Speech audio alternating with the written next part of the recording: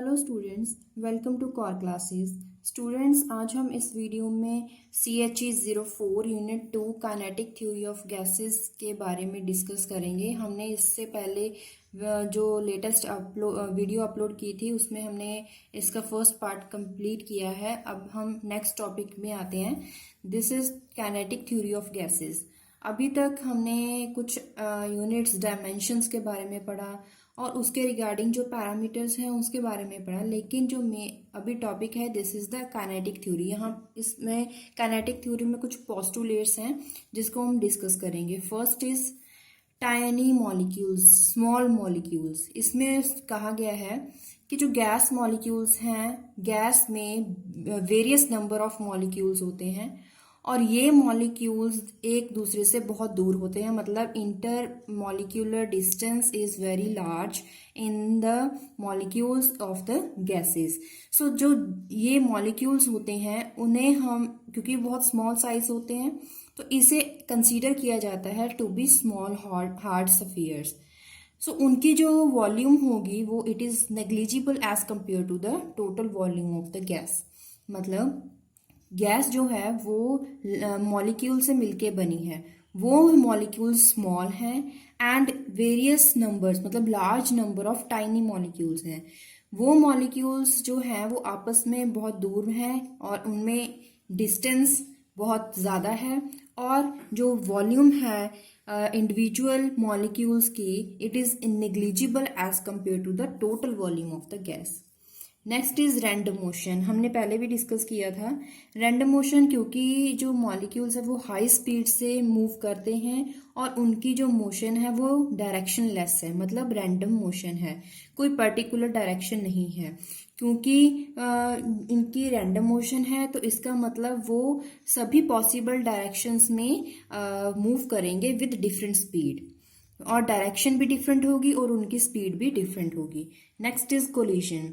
हमने ये भी लास्ट वीडियो में बात करी थी कि जब रैंडम मोशन है तो जब गैस को वेसल में फिल किया जाता है तब क्या होता है, जो मॉलिक्यूल्स हैं गैस के उनमें आपस में कोलिजन होती है एंड वॉल्स ऑफ कंटेनर के साथ भी कोलिजन होती है, और ये जो कोलिजन है वो परफेक्टली इलास्टिक है। इसका मतलब क्या है? इसका मतलब है कि जो काइनेटिक एनर्जी है before collision and after collision remains the same.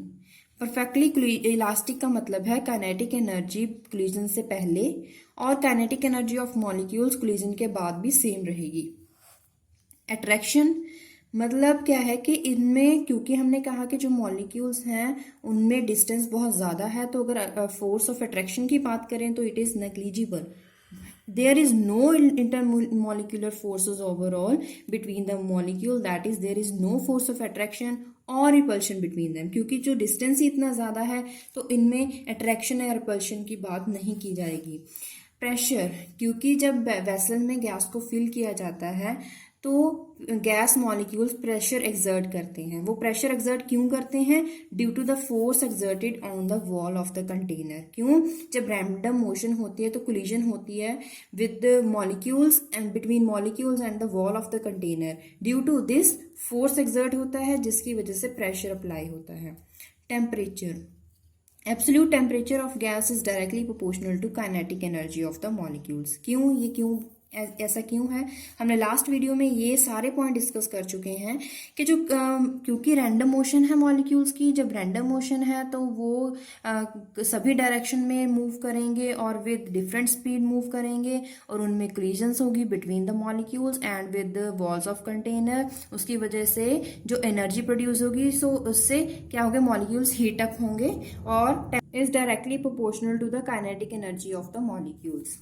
अभी बात करते हैं मॉलिक्यूलर वेलोसिटी की। मॉलिक्यूलर वेलोसिटी का मतलब हम इसमें क्या डिस्कस करेंगे, अगर जो मॉलिक्यूल है उसकी मॉलिक्यूल की जो गैस में मॉलिक्यूल्स प्रेजेंट है उसकी वेलोसिटी क्या होगी और हम कैसे उसको फाइंड आउट करेंगे।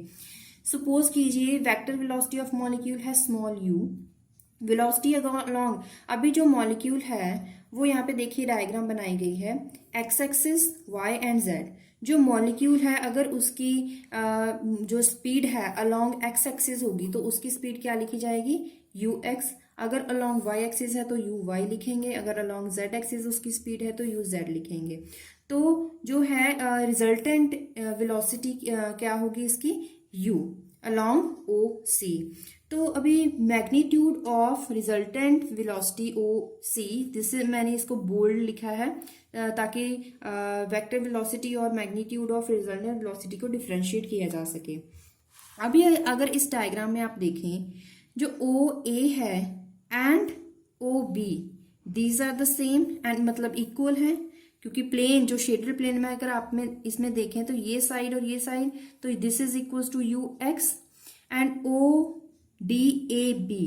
यहाँ पे देखिए O D and A B, these are equal, क्योंकि ये देखिए प्लेन में रेक्टेंगुलर शेप है, तो opposite sides are equal. O A and D B is equal to U X, O D and A B is equal to U Y. Similarly O E and B C, these are equal to you Z. तो हमने sides तो भी पता कर ली हैं।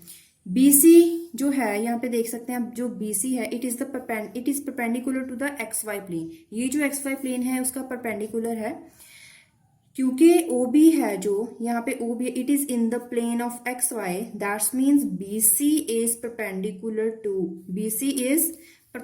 To the OB। ये क्या बोला है कि क्योंकि जो BC है वो परपेंडिकुलर है to the plane of XY and जो BC है it is perpendicular to OB।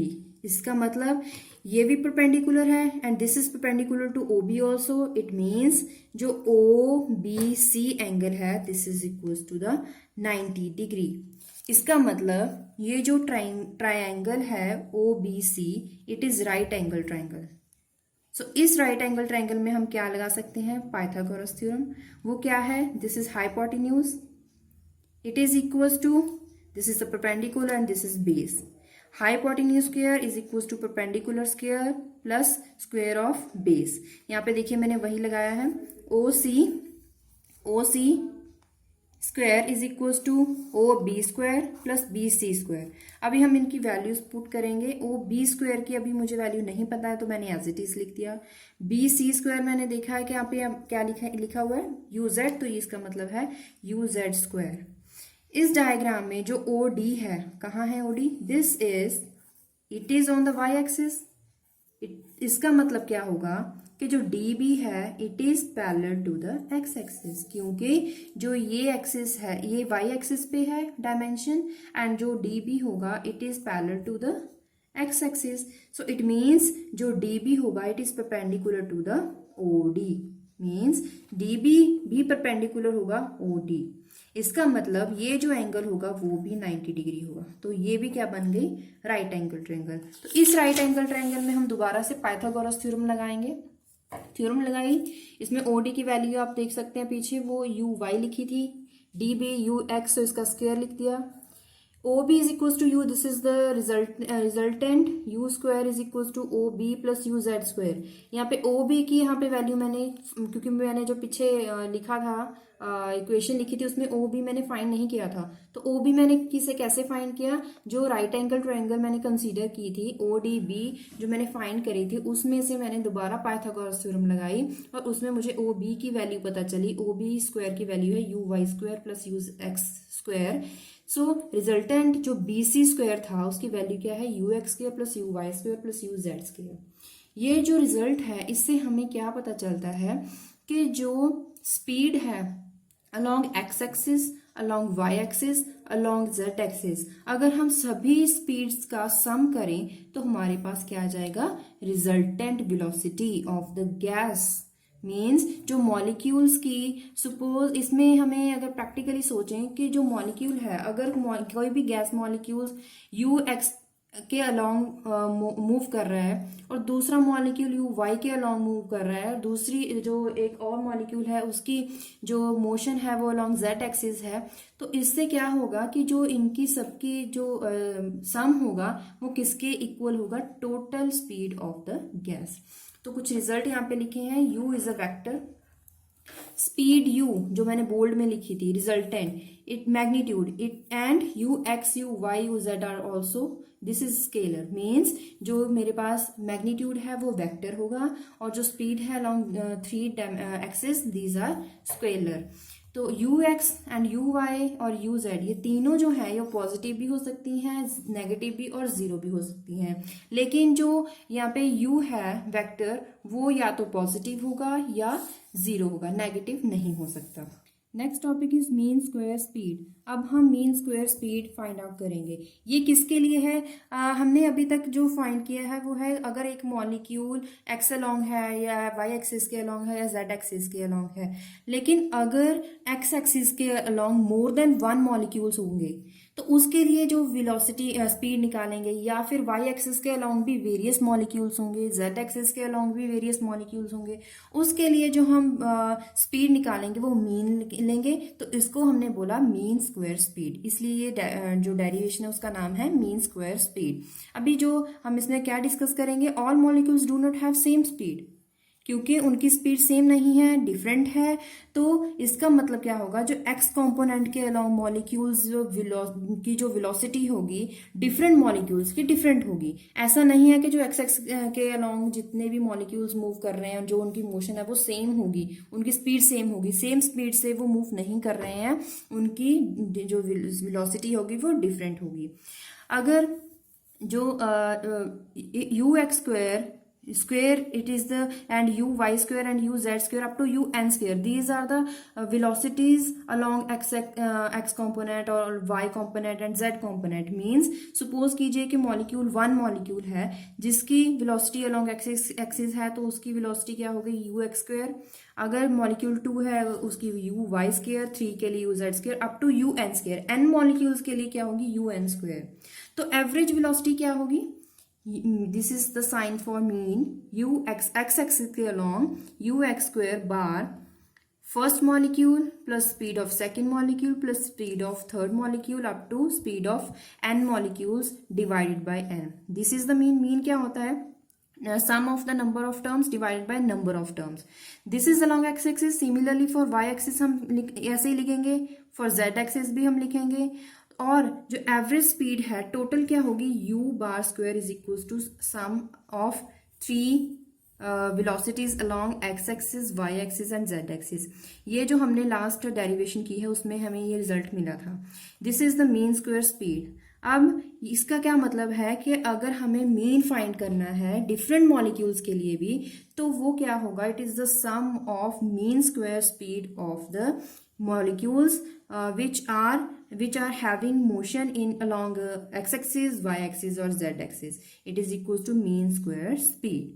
अगर हम डायरेक्शन की बात करें, इनके डायरेक्शन, क्योंकि मॉलिक्यूल्स रैंडम मोशन में मूव कर रहे हैं तो उनकी कोई पर्टिकुलर डायरेक्शन नहीं होगी। तो U X square, U Y square, U Z square को हम क्या लिख सकते हैं, यू स्क्वायर बार अपॉन 3, क्योंकि ये तीनों एक्सिस हैं इसलिए हमने यहाँ पे n क्या लिख दिया, 3। Next derivation is derivation of expression for pressure. अभी तक हमने स्पीड फाइंड करी, मीन स्क्वायर स्पीड, एक मॉलिक्यूल के लिए स्पीड फाइंड करी, फिर वेरियस मॉलिक्यूल के लिए स्पीड फाइंड करी। अब उनकी जो मॉलिक्यूल्स हैं उनमें जब हम उनको वेसल में डालते हैं तो वो प्रेशर एक्सर्ट करते हैं। वो प्रेशर क्या होगा, अभी प्रेशर का फॉर्मूला आपको पता है कि क्या होता है, फोर्स अपॉन एरिया। इसका मतलब हमें सबसे पहले फोर्स फाइंड करना है, एरिया फाइंड करना है, उसके बाद जो हम उसको डिवाइड करेंगे वो क्या आ जाएगा, प्रेशर।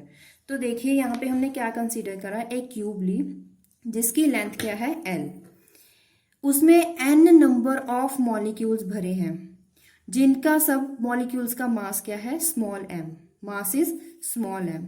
अभी आप एज्यूम कीजिए कि उन सभी मॉलिक्यूल्स जो गैस के मॉलिक्यूल्स हैं उनमें से एक मॉलिक्यूल की जो स्पीड है वो अलोंग है x direction, along x direction में उसकी जो है मूव कर रहा है गैस मॉलिक्यूल।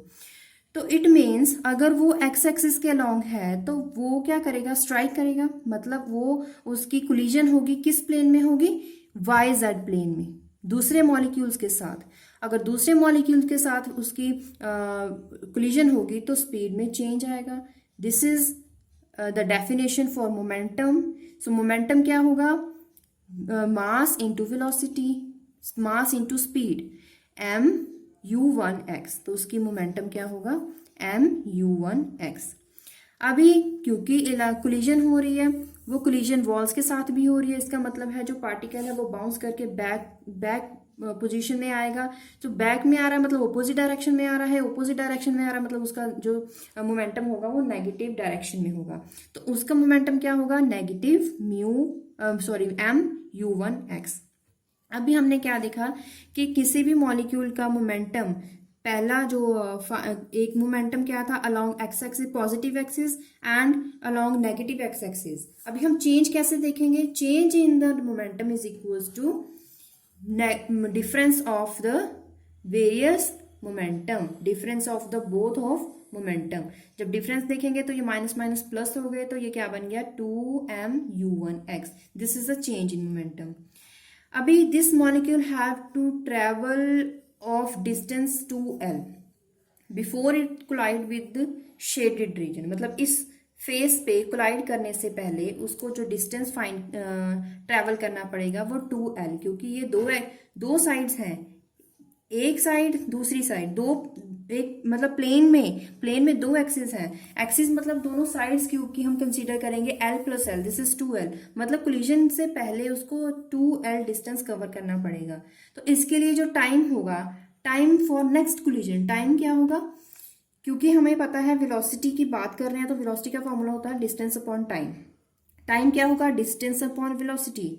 डिस्टेंस क्या है 2l एंड वेलोसिटी क्या है u1x। इतना जो टाइम है वो नेक्स्ट कोलिजन के लिए उसे चाहिए, रिलैक्सेशन टाइम। अभी फ्रीक्वेंसी की बात करें, फ्रीक्वेंसी क्या होता है, नंबर ऑफ कोलिजन्स पर यूनिट टाइम। एक सेकेंड के लिए कितने नंबर ऑफ कोलिजन्स हो सकते हैं, 1/t। टी हमने क्या निकाला था 2l/u1x, तो फ्रीक्वेंसी क्या हो जाएगी, reciprocal u1x/2l। Change in momentum in 1 second, मतलब rate of change of momentum is equal to change of momentum per molecule per collision. एक कोलिजन के लिए, एक मॉलिक्यूल के लिए जो कोलिजन है उसमें जो चेंज इन मोमेंटम आएगा with multiply by number of collisions a molecule undergoes in 1 second.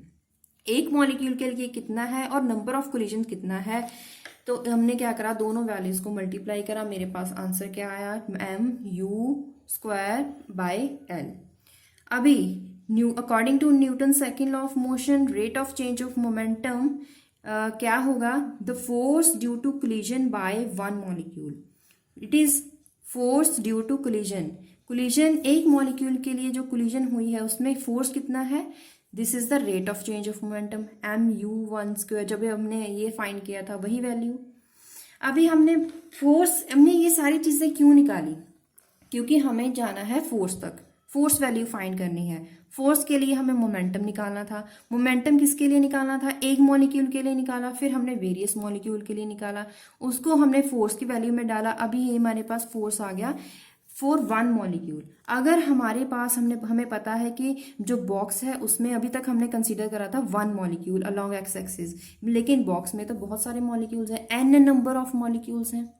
तो n नंबर ऑफ मॉलिक्यूल्स के लिए फोर्स क्या होगा, m/l। सभी के लिए मास सेम है, सभी के लिए लेंथ सेम है, लेकिन उनकी वेलोसिटी चेंज है। वो क्या है, the sum of the various velocities up to n molecules.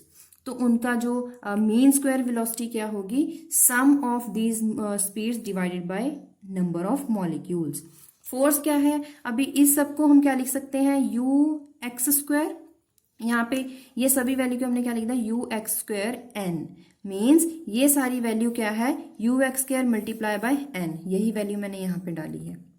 जब ये डाली उसमें देखिए, क्योंकि ये सिर्फ x एक्सिस के लिए है, y axis, what about z axis, these speeds are equal. अभी हमने जो लास्ट डेरिवेशन की है उसमें हमने फाइंड किया है कि जो वेलोसिटी है along x axis, y axis and z axis वो हमने इक्वल फाइंड करी थी। तो हमने क्या लिखा कि x एक्सिस के अलोंग भी वही और y axis and z axis के अलोंग भी, तो टोटल क्या होगी u²।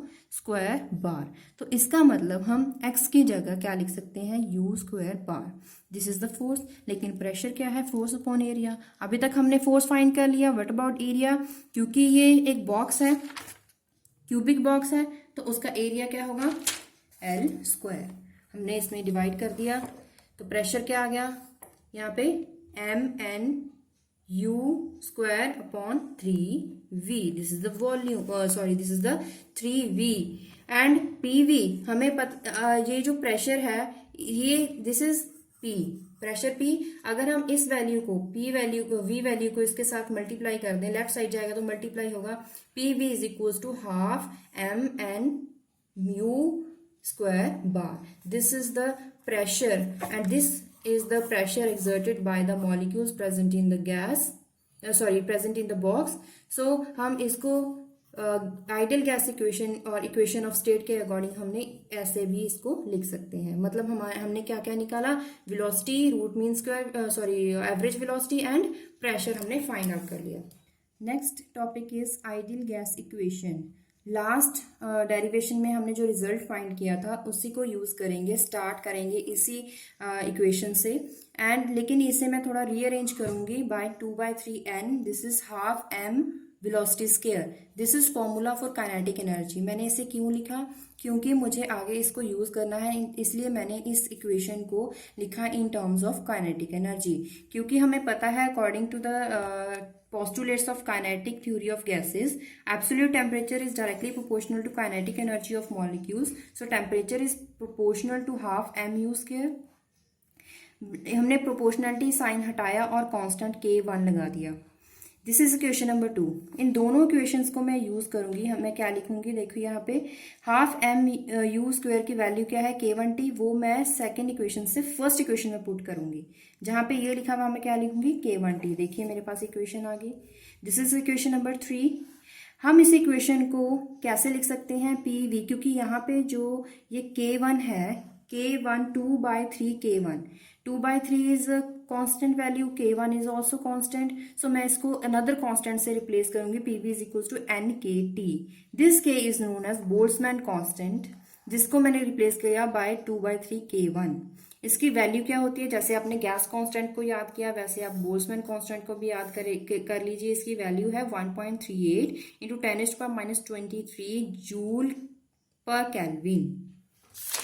तो इसको क्या करें, हमने इक्वेशन नंबर 3 जो निकाली थी उसमें n मॉलिक्यूल्स सब्स्टिट्यूट हैं, क्योंकि हमें पता है number of molecules per mole is equal to number of molecules divided by Avogadro constant. तो इससे हम n वैल्यू फाइंड कर सकते हैं, n इंटू एन ए। ये वैल्यू मैं पुट करूंगी इक्वेशन नंबर 3 में। आप देख सकते हैं वहां पे मैंने n, कैपिटल N की जगह क्या लिखा, n इंटू एवोगैड्रो नंबर। अभी देखिए यहाँ पे नंबर n वैल्यू चेंज हो सकती है, लेकिन एवोगैड्रो नंबर भी चेंज नहीं होगा, बोल्ट्जमैन कांस्टेंट भी चेंज नहीं होगा। ये दोनों कांस्टेंट है, इसे रिप्लेस कर दिया है बाय r, क्योंकि where r is equal to na into k, it is gas constant. तो यहाँ पे क्या आ गया, pv is equal to nRT। तो हमने करा क्या था, मैं दिखाऊंगी आपको कि हमने यूज स्टार्ट कहाँ से किया था, by pressure of the gases, pressure of gas molecule हमने डिराइव क्या किया है, आइडियल गैस इक्वेशन। तो नेक्स्ट है calculation of average kinetic energy. Average kinetic energy कैसे फाइंड करेंगे, क्या हमने अभी जो लास्ट डेरिवेशन की है उसमें k1 क्या लिखा था, 2/3 k। This is equation number 1। Average kinetic energy per molecule, एक मॉलिक्यूल के लिए क्या है, हाफ mu² bar. This is equal to k1 3/2 kT। This is equation number 2। Average kinetic energy per molecule, एक मॉलिक्यूल के लिए कितनी है, एवोगैड्रो नंबर के साथ आप उसे मल्टीप्लाई कर दीजिए, Avogadro number into kinetic energy. जब यहाँ पे देखिए Na इंटू के, अभी हमने किया था कि n इंटू के क्या है, R, it is equal to R, तो हम इसे रिप्लेस करेंगे बाय R। तो average kinetic energy per mole क्या आ जाएगी, 3/2 RT।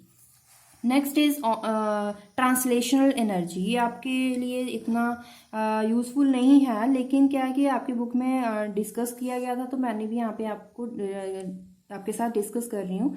ट्रांसलेशनल एनर्जी क्या है, ट्रांसलेशनल क्या है, एनर्जी जब कोई भी मॉलिक्यूल मूव करता है उसकी मोशन की वजह से एनर्जी प्रोड्यूस होती है। लेकिन अगर मॉलिक्यूल की मूवमेंट स्पेस में है, if molecule having motion in the space and the produced energy, then this energy is known as translational energy due to motion of molecules in space।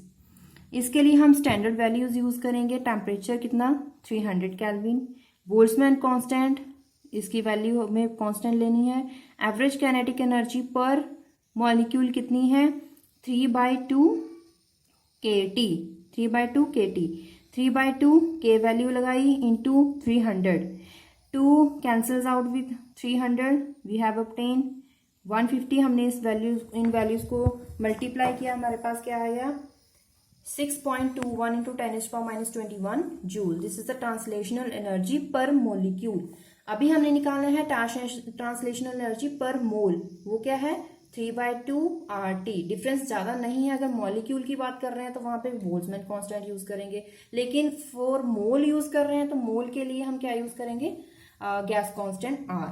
तो हमने यहाँ पे इनकी वैल्यूज पुट करी, multiply किया, हमारे पास आंसर आ गया जूल पर मोल में। आप यहाँ पे इसको मल्टीप्लाई करके चेक कर सकते हैं इनकी values. Calculation of number, density and concentration. Molecule, जो गैस मॉलिक्यूल्स हैं, इनके हम वेरियस पैरामीटर्स फाइंड करेंगे। जैसे हमने स्पीड फाइंड करी, काइनेटिक एनर्जी फाइंड करी, प्रेशर फाइंड किया।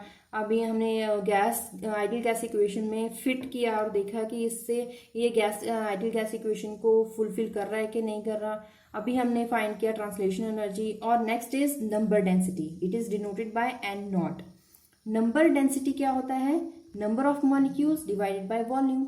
नंबर ऑफ मॉलिक्यूल्स क्या है? Capital N, volume is V। PV is equal to NKT।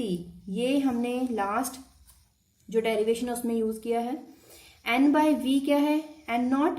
तो जहां यहाँ पे N/V, हमने यहाँ से इस इक्वेशन से N/V निकालेंगे। N/V क्या होगा? P/KT। तो N/V क्या था? N0। इसकी जगह हम क्या लिखेंगे? सब्स्टिट्यूट करेंगे N0। N0 is equal to P/KT। Means यहाँ पे जो नंबर डेंसिटी है उसका फॉर्मूला क्या है? P/KT। एक क्वेश्चन है, नंबर डेंसिटी फाइंड करनी है नाइट्रोजन मॉलिक्यूल के लिए। टेम्परेचर गिवन है और हमारे पास प्रेशर भी गिवन है। फॉर्मूला क्या है? PKT। K is Boltzmann constant, temperature given है, प्रेशर गिवन है। हम इसमें वैल्यूज पुट करेंगे और फाइंड करेंगे। हमने वैल्यूज पुट कर दी, दोनों वैल्यूज को मल्टीप्लाई किया, मेरे पास आंसर आ गया। यहाँ पे इनको डिवाइड करके 2.462 × 10⁻⁻3। अभी ये बेस सेम पावर ऐड करी तो मेरे पास वैल्यू आ गई 25। लेकिन जो आंसर था वो पास्कल बाय जूल था। जूल बाय पास्कल की वैल्यू क्या है? Metre cube. हमने लास्ट वीडियो में भी डिस्कस किया था। और पास्कल बाय जूल का क्या होगा? Per metre cube. This is my answer. Next is concentration. Concentration denoted by small c। It is the number of moles per unit volume. एक वॉल्यूम के लिए, पर यूनिट वॉल्यूम के लिए में कितने number of mole of gases हैं, this is the concentration. It is number of moles small n। यहाँ पे नंबर ऑफ मॉलिक्यूल्स नहीं है। नंबर ऑफ मॉलिक्यूल्स के लिए कैपिटल N यूज करो एंड नंबर ऑफ मोल्स के लिए small n। Number of moles divided by volume. क्योंकि हमारे पास इक्वेशन है PV is equal to NRT। यहाँ पे क्वेश्चन एराइज होता है कि यहाँ पे मैंने बोल्ट्जमैन कांस्टेंट क्यों नहीं लिया? क्योंकि हम डिस्कस कर रहे हैं number of moles, that's why I have substitute the gas constant NRT। अगर मॉलिक्यूल्स की बात करते, जैसे कि हमने लास्ट जो नंबर डेंसिटी फाइंड करी थी वहां पे मॉलिक्यूल्स को डिस्कस किया था, वहां पे मैंने K बोल्ट्जमैन कांस्टेंट को यूज करा। जहां पे यहाँ पे नंबर ऑफ मोल्स की बात कर रहे हैं वहां पे R वैल्यू यूज करी। यहाँ पे भी मैं N/V फाइंड करूंगी, क्योंकि N/V C है तो मैंने क्या लिखा? C is equal to P/RT। Difference ज्यादा नहीं है। अगर नंबर डेंसिटी है वहां पे K लिखना है, अगर कंसंट्रेशन है तो यहाँ पे R सब्स्टिट्यूट करेंगे। वैल्यूज मैंने पुट करी, सेम क्वेश्चन था, वैल्यू पुट करी और मल्टीप्लाई करा, मेरे पास आंसर आ गया इन मोल पर मीटर क्यूब। लेकिन इनसे कंक्लूजन क्या निकलता है? हमने जो नंबर डेंसिटी एंड यहाँ पे फाइंड करी कंसंट्रेशन, उससे क्या पता चलता है? Number density and concentration of gas both directly proportional to pressure and inversely proportional to temperature. क्योंकि हमारे पास एक फॉर्मूला था N0 is equal to P/KT। दूसरा फॉर्मूला था हमारे पास C is equal to P/RT। यहाँ पे K and R is constant, लेकिन डिफर क्या कर रहा है? Pressure and temperature. इसका मतलब दोनों वैल्यूज है, दोनों में डायरेक्टली प्रोपोर्शनल है P के एंड इनवर्सली प्रोपोर्शनल है टेम्परेचर। वही हमारे पास क्या आ गया? Conclusion. Next topic is calculation of mean square speed and root mean square speed. Various molecules के लिए अगर लार्ज नंबर ऑफ मॉलिक्यूल्स हैं तो हम उसके लिए mean square, root mean square speed find करेंगे। लेकिन हमने अभी मीन स्क्वायर स्पीड फाइंड करी थी PV is equals to 1/3 mn u square bar. This is question number 1. Ideal gas equation PV is equal to NRT, this is equation number 2। यहाँ पे left hand side same है तो right hand side भी same होगी। For 1 mole, यहाँ पे देखिए मैंने लास्ट इक्वेशन में स्मॉल एन लगाया। 1 मोल ऑफ गैस के लिए number of mole n is equal to 1 होगा, तो यहाँ पे एन की वैल्यू 1 आ गई, तो इक्वेशन क्या आ गई हमारे पास 3 यहाँ पे। और उसके साथ साथ जो एन है capital n, it is equal to mass divided by molar mass, क्योंकि जो नंबर है it is equal to m and divided by given mass divide by molar mass. तो हमने यहाँ पे वैल्यू पुट कर दी, हमारे पास आंसर आया 3 RT upon molar mass. Root mean square speed क्या है, जो हमारे पास स्पीड है, एवरेज स्पीड है, उसका अगर हम रूट ले लेंगे, this is equal to root mean square, तो इस वैल्यू का अगर रूट ले लेंगे तो वो क्या आ जाएगी, root mean square. Calculation of root mean square, this is the numerical for methane at 515 kelvin. सबसे पहले हमें ये फॉर्मूला है, इसमें आर वैल्यू तो कांस्टेंट ही होती है, टेम्परेचर हमें गिवन है, लेकिन यहाँ पे नंबर ऑफ मोल्स गिवन नहीं है, वो हम मोलर मास गिवन नहीं है, तो मोलर मास हम यहाँ पे फाइंड करेंगे। Methane has formula CH4, 1 mole, यहाँ पे 1 मोल है तो 1 it's multiply by its atomic mass is 12। 1 mole of hydrogen having mass 1 and यहाँ पे 4 है तो इसको मल्टीप्लाई कर दिया विद 4, 12 + 4 16 ग्राम पर मोल, लेकिन हमें किलोग्राम में निकालना है तो हमने डिवाइड कर दिया 1000 के साथ, हमारे पास आ गया मोलर मास। टी वैल्यू हमें गिवन है, आर वैल्यू हमें पता है, हमने वैल्यूज पुट करी, यहाँ पे इन तीनों वैल्यूज को मल्टीप्लाई करा, मेरे पास ये आंसर आया। जब दोनों को डिवाइड करा ये वैल्यू आ गई, अंडर रूट लिया, जूल पर किलोग्राम में मेरे पास आंसर आया, लेकिन मुझे इस यूनिट को कन्वर्ट करना है, क्योंकि यहाँ पे जूल है, जूल वैल्यू क्या होती है, किलोग्राम मीटर स्क्वायर पर सेकंड स्क्वायर, तो किलोग्राम कटिंग, यहाँ पे जो इसका रूट फाइंड करेंगे तो क्या आ जाएगा, मीटर पर सेकंड। तो जो रूट मीन स्क्वायर वेलोसिटी है, रूट मीन स्क्वायर स्पीड है, उसकी जो वैल्यू आई है वो इन मीटर पर सेकंड में आ गई। नेक्स्ट आपके लिए बुक में क्वेश्चन है, 6th question, calculate root mean square speed of hydrogen molecule at 500 kelvin. Similarly जैसे मैंने आपको एग्जांपल दिया, सेम ऐसे ही आपको फाइंड करना है। यहाँ पे आपको मोलर मास फाइंड करने की भी जरूरत नहीं है, आपको गिवन है, जस्ट वैल्यूज पुट कीजिए, रूट फाइंड कीजिए और मीटर पर सेकंड में आपके पास आंसर आ जाएगा। अभी जो नेक्स्ट टॉपिक कर रहे हैं उसमें क्या है कि हमें पता है कि जो वेरियस गैस मॉलिक्यूल्स हैं उनमें उनकी जो स्पीड है वो सेम नहीं है। किसी मॉलिक्यूल की क्या स्पीड बहुत स्मॉल हो सकती है, किसी वैल्यू की स्पीड बहुत लार्ज हो सकती है, उसके रिगार्डिंग मॉलिक्यूलर स्पीड्स को डिस्ट्रीब्यूट किया जाएगा, मतलब with higher speed lower speed, according to that distribution की जाएगी डिफरेंट मॉलिक्यूल्स की, उनके रिगार्डिंग जो उनकी स्पीड आएगी। तो इसीलिए हम टॉपिक पढ़ रहे हैं डिस्ट्रीब्यूशन ऑफ मॉलिक्यूलर स्पीड। मैंने कुछ पॉइंट्स नोट किए हैं। गैस मॉलिक्यूल्स जो ट्रैवल करते हैं विद चेंजिंग वेलोसिटी, क्यों, due to the large number of collision, हमने ये पढ़ा है, क्योंकि वेलोसिटी एक वेक्टर क्वांटिटी है और मॉलिक्यूल्स की जो मोशन है वो रैंडम मोशन है, तो एवरेज काइनेटिक जो एवरेज वेलोसिटी हो जाएगी वो तो 0 हो जाएगी, बट ये वेक्टर क्वांटिटी है, इसके लिए इसकी वेक्टर वेलोसिटी जो है वो 0 हो जाएगी। लेकिन अगर स्पीड की बात करें, it is a scalar quantity, इसकी एवरेज स्पीड ग्रेटर देन 0 रहेगी। कि सपोज कीजिए कोई भी सैंपल है गैस का जिसमें लार्ज नंबर ऑफ मॉलिक्यूल्स हैं, उनकी स्पीड डिफरेंट होगी।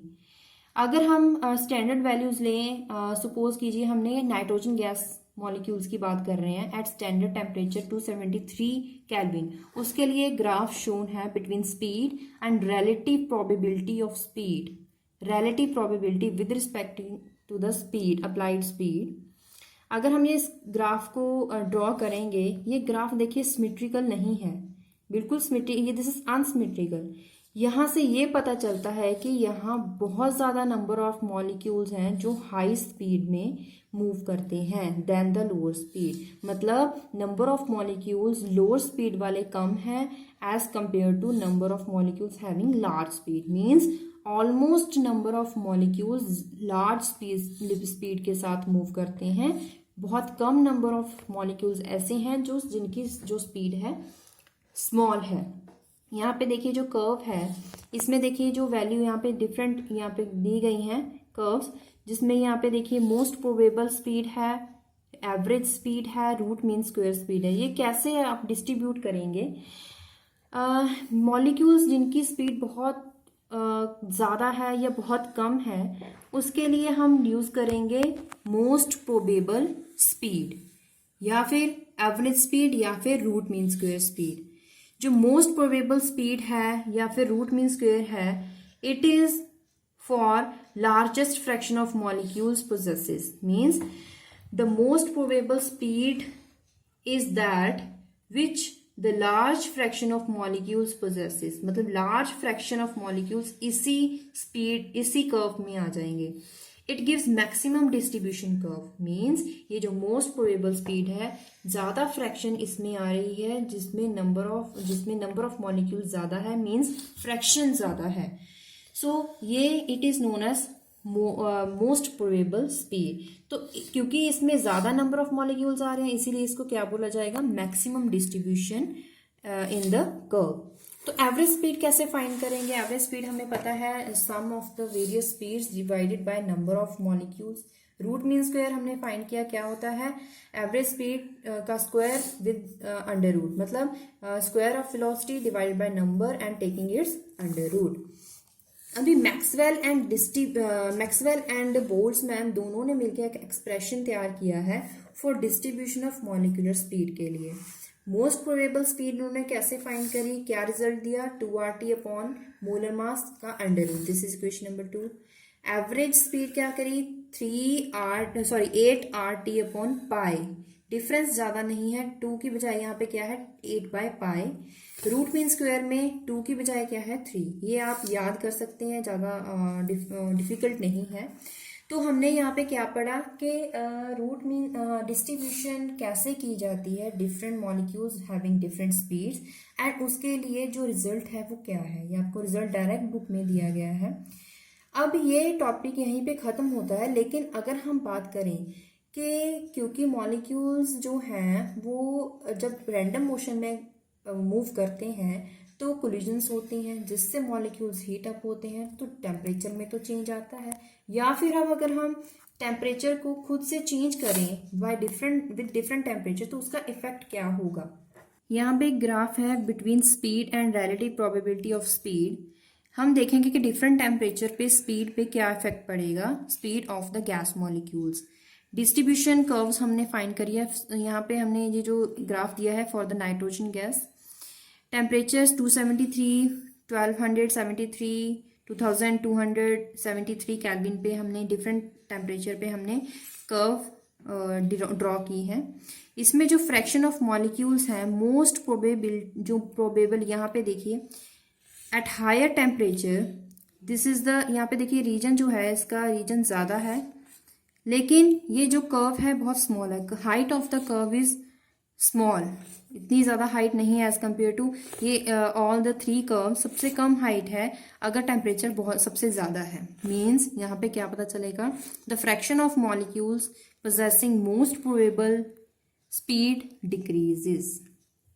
जो मोस्ट प्रोबेबल स्पीड है यहाँ पे डिक्रीज करती है अगर टेम्परेचर इंक्रीज किया जाएगा।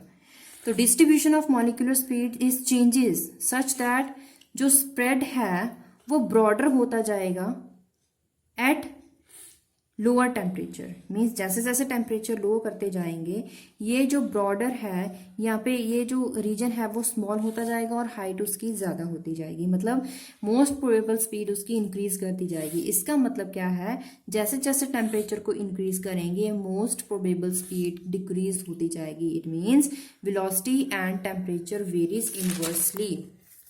ऐसे ही आपके पास एक न्यूमेरिकल है आपकी बुक में, calculate ratio of most probable speed, average and root mean square speed for a gas having molecular mass, and हमें पता करना है कि उसके जो रेशियो है वो टेम्परेचर पे डिपेंड करता है या नहीं। तीनों रिजल्ट लिए जो हमने लास्ट में डिस्कस किए थे। यहाँ पे देखिए RTM का जो है कॉमन है ये, और बाकी क्या बची, √2, 8/पाई, √3, इनके वैल्यू जब आप फाइंड करेंगे तो यहाँ पे ये आ गया आपके पास रेशियो। जो ये रेशियो आया इसमें टेम्परेचर टर्म नहीं है, there is absence of temperature term.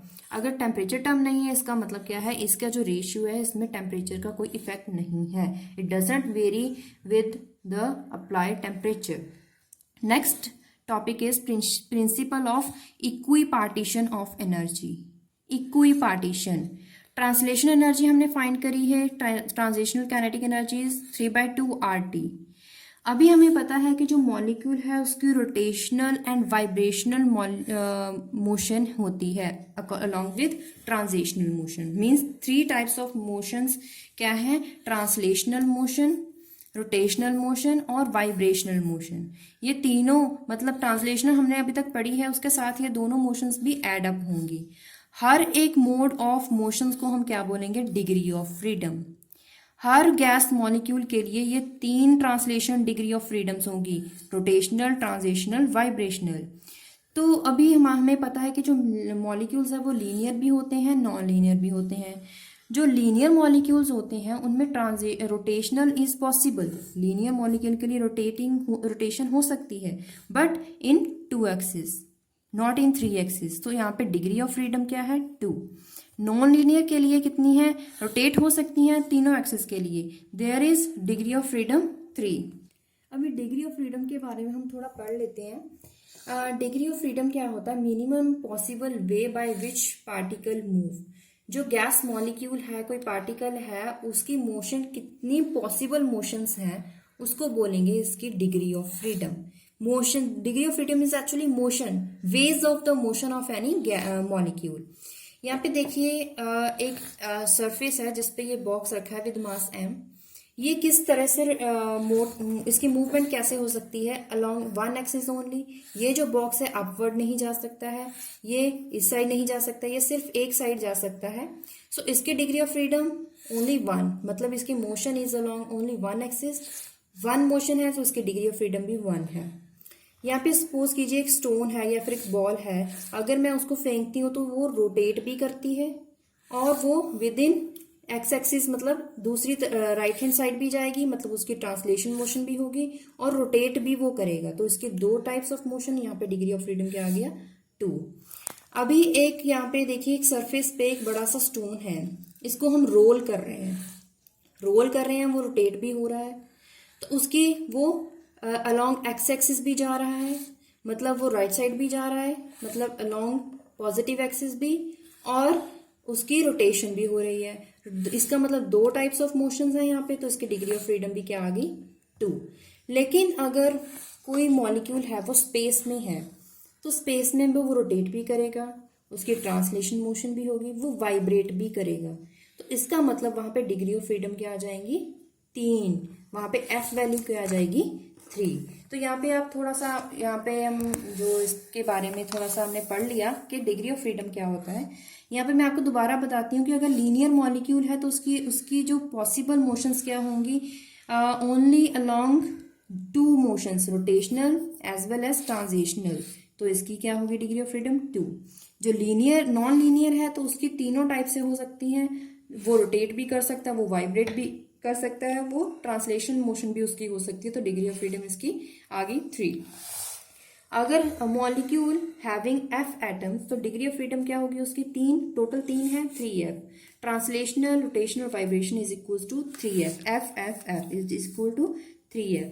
अगर सिर्फ वाइब्रेशनल डिग्रीज ऑफ फ्रीडम हमें फाइंड आउट करनी हो तो वो क्या होंगी, total freedom minus both the remaining degree motions, translational degree of freedom plus rotational degrees of freedom. अगर इसको माइनस कर दें टोटल फ्रीडम से तो हमें क्या मिलेगा, vibrational degrees of freedom.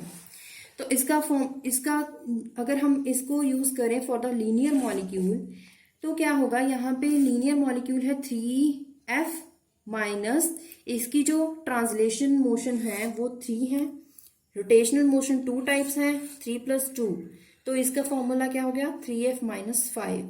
For example, अभी इसको यूज कैसे करेंगे, for example linear molecule, suppose यहाँ पे कार्बन डाइऑक्साइड ले लिया।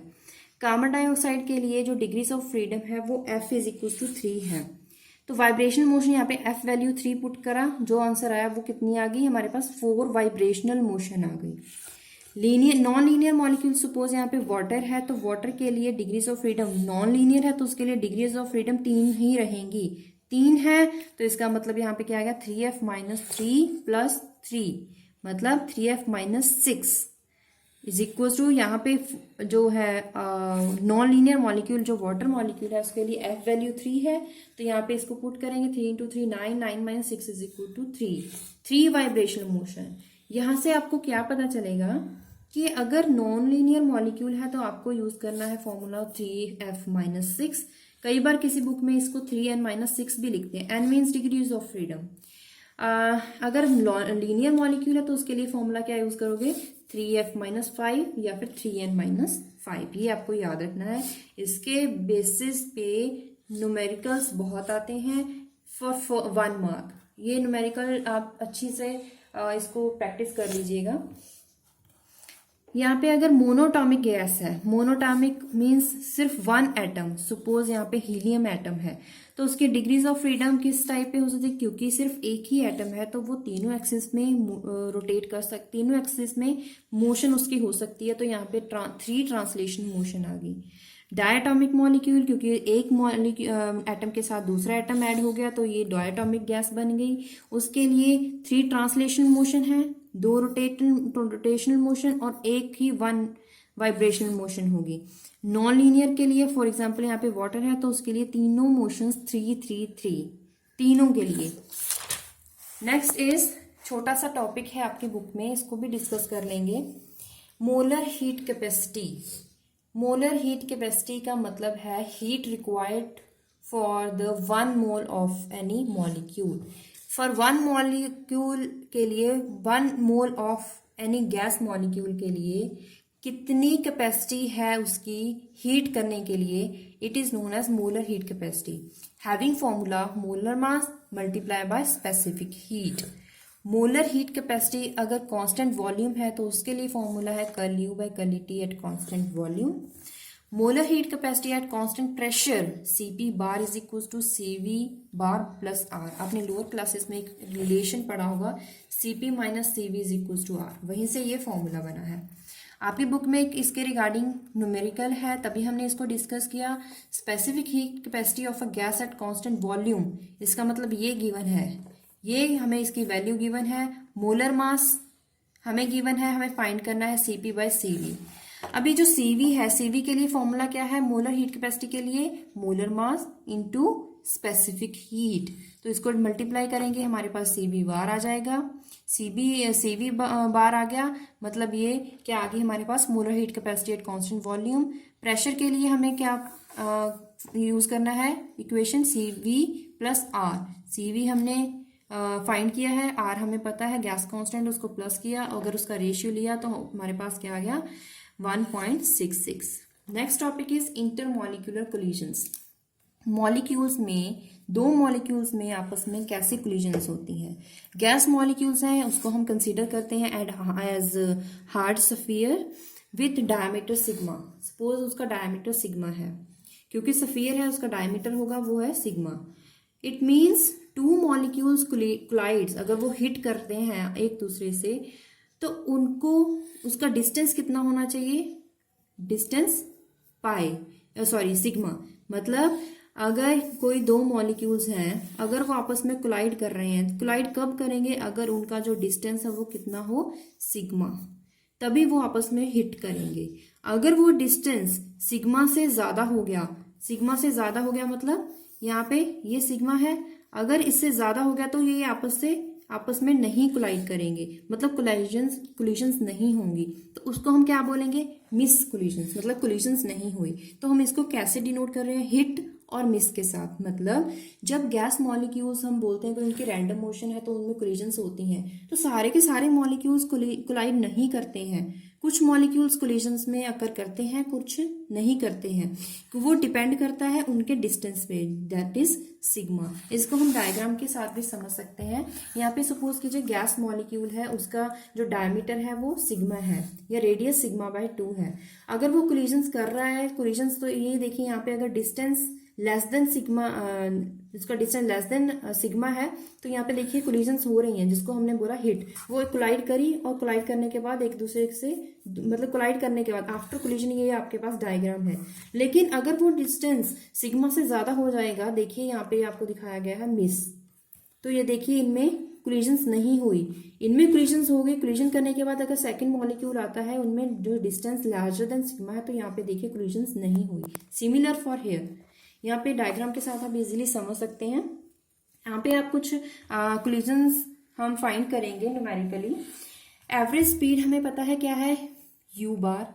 अगर 1 सेकेंड के लिए इट कवर्स डिस्टेंस, देन उसकी स्पीड क्या है, यू बार। सिमिलरली हमें पता है जो उनकी रैंडम मोशन है वो जिगजैग मोशन है फॉर ऑल गैस मॉलिक्यूल्स। इसका मतलब है वो ट्विस्ट करेंगे, molecules present in twisted cylinder with base pi r square, लेकिन यहाँ पे जो इसका डायमीटर है वो क्या है, sigma, pi sigma square. Volume covered by molecule in 1 second, volume कितनी कवर्ड होगी, बेस इंटू हाइट। बेस क्या है, पाई सिग्मा स्क्वायर। हाइट क्या है, उसकी जो स्पीड, डिस्टेंस क्या है, यू बार। अगर हमें, दिस इज द वॉल्यूम, अगर हमें कोलिजन फ्रीक्वेंसी नोट करनी हो बाय Z11, तो कोलिजन क्या है, number of collision divide by 1 second. Frequency क्या होती है, number of collision in per unit second, per unit time. Frequency of क्या है, volume into number density. Volume क्या है, हमने फाइंड करी, number density is noted by n not, so this is the frequency for Z11।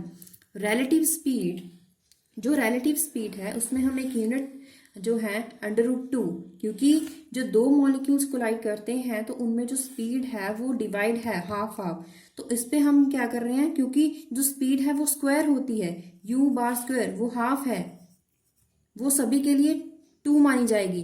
तो अगर इसका square हटाएंगे तो क्या लग जाएगा, √2। इसीलिए हमने यहाँ पे लिखा relative speed is equal to u into √2। अगर यू की वैल्यू हम यहाँ पे सब्स्टिट्यूट करेंगे, हमारे पास ये क्या आ गई, इसकी frequency, sorry relative speed. Collisions क्या होंगी, collision is equal to half Z11 and not. इसमें हमने Z11, स्मॉल Z11 की वैल्यू पुट करी, हमारे पास क्या आ गया, collision experience by all molecules. हमने अभी तक एक मॉलिक्यूल के लिए फाइंड करा था, फिर हमने वेरियस नंबर के लिए फाइंड करा। इसके रिगार्डिंग एक आपके पास न्यूमेरिकल है, कैलकुलेट टोटल कोलिजन फ्रीक्वेंसी, मतलब हमें ये फॉर्मूला यूज करना है। For nitrogen gas temperature given है, प्रेशर गिवन है, डायमीटर मीन्स सिग्मा हमें गिवन है। फॉर्मूला है हमारे पास जिसमें हमें पाई हमें पता है क्या होता है, सिग्मा हमें गिवन है, ना तो हमें रिलेटिव स्पीड पता है, ना हमें नंबर डेंसिटी पता है for the nitrogen gas. Number density का फॉर्मूला क्या होता है, P/kT। P वैल्यू हमें प्रेशर गिवन है, K हमें पता है कांस्टेंट वैल्यू, टेम्परेचर हमें गिवन है, हमने मल्टी सॉल्व करा, हमारे पास नंबर डेंसिटी आ गया। स्पीड क्या फॉर्मूला है, 8RT by pi molar mass by root. ये जो हमने वैल्यू सॉल्व करी, हमने वैल्यू सॉल्व करी 474.8 मीटर पर सेकेंड। हमने अभी सारी वैल्यू सॉल्व कर ली। हम Z11 ये जो वैल्यू हमने फॉर्मूला लिखा है उसमें हम ये सारी वैल्यूज पुट करेंगे। इनमें आप देखिए इन दोनों वैल्यूज को, यहाँ पे इसका स्क्वायर फाइंड करा और इसका स्क्वायर फाइंड करा, इन दोनों वैल्यूज को मल्टीप्लाई करा, मेरे पास ये आंसर आ गया। उसके बाद हमने इन दोनों को डिवाइड करा, ये वैल्यू आ गई, इन दोनों को मल्टीप्लाई करा, ये वैल्यू आ गई, फिर इन दोनों को मल्टीप्लाई करा, ये वैल्यू। इसको मैंने थोड़ा सॉल्व आउट किया डेसिमल्स को, तो मेरे पास फाइनल आंसर आ गया।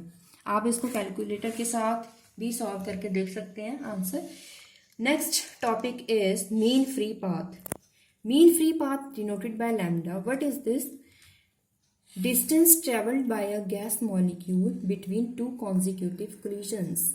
मतलब अगर दो साथ साथ कोलिजन्स हो रही हैं तो उसमें कितना डिस्टेंस ट्रेवल किया between 2 collisions, this is known as mean free path. Distance travelled by 1 molecule in 1 second is u bar, हमने पहले भी डिस्कस किया था। नंबर ऑफ कोलिजन हमने किससे लिखा, Z11 के साथ। मीन फ्री पाथ क्या है, the ratio of distance travelled by number of collisions. Number of collisions का फॉर्मूला हमें पता है, ये वैल्यू हम पुट कर देंगे in the mean free path formula.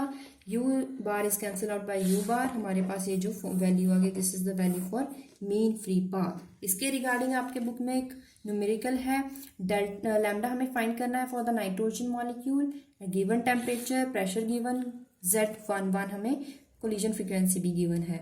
तो फॉर्मूला हम ये लगाएंगे, इसमें हमें पाई भी पता है, हमें सिग्मा भी पता है, एन नॉट हमें नहीं पता है। एन नॉट फाइंड कैसे करेंगे, पी बाई के टी, वही हमने फाइंड करा। हमारे पास जो वैल्यू आई उसको हम फॉर्मूले में पुट करेंगे। इसमें देखिए इन दोनों वैल्यूज को मल्टीप्लाई करके मेरे पास ये आंसर आया। इसका स्केयर फाइंड करा, फिर ये वैल्यू एज इट इज लिख दी। हमने अभी क्या करा, ये वैल्यू मैंने एज इट इज लिख दी, इन दोनों को मल्टीप्लाई करा, मेरे पास ये आंसर आ गया। दोनों को मल्टीप्लाई करा, ये 1/153.03 फाइंड करा, मेरे पास ये वैल्यू आ गई, इंटू 10⁻³ क्योंकि डेसिमल्स बड़ा था, मैंने इसको 10⁻³ लिख दिया। बेस सेम, पावर ऐड, तो -5 -3 -8, this is my final answer. तो इसके साथ हमने यूनिट 2 कंप्लीट कर दिया, kinetic theory of gases. If you like this video please subscribe my channel, like the video and share to your classmates. अगर इसके regarding कोई क्यूरी है तो आप कमेंट बॉक्स में लिख सकते हैं। टर्मिनल क्वेश्चंस में कुछ न्यूमेरिकल्स हैं, वो आप जरूर प्रैक्टिस कीजिए। जो मैंने अभी न्यूमेरिकल सॉल्व करवाए हैं उसके हेल्प से आपको वो टर्मिनल क्वेश्चन न्यूमेरिकल्स सॉल्व करने बहुत इजी हो जाएंगे। अगर फिर भी आपको उसमें कोई दिक्कत आती है तो आप कमेंट बॉक्स में पूछ सकते हैं। Keep watching this channel, thank you.